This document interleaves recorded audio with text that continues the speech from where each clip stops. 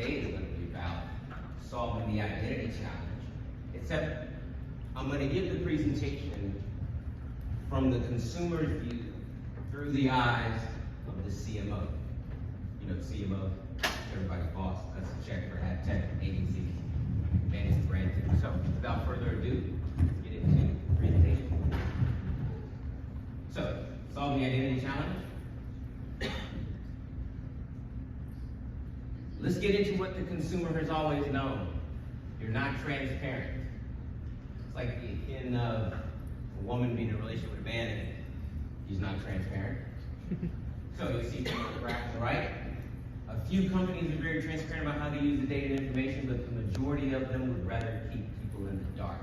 Fact. And then if you look at the percentages, you can read them, but I can call them out. People know their information is being tracked, but it varies by degree for which they understand to what level it is. You can see social networks to the far left, but as you start to pan to the right, it starts to get a little bit murky in terms of how it's being used, in particular when you get to things like location data. We'll get into that later, but everyone knows location data is very much who you are because you can't really fake where you go related to your intent. But at the end of the day, consumers know you're collecting information and you're not being open about how it's being used.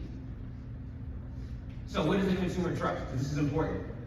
And just focus on the bottom tier, because that's probably where most of the companies in this room sit. You're amongst the least trusted. You'll see media companies, second to the bottom right. Yeah, digital technology companies at 70%. Not that the percentages are horrible, you're just still at the bottom of the least trustworthy. So, guess what the sector's got to do? The sector's got to clean it up, right?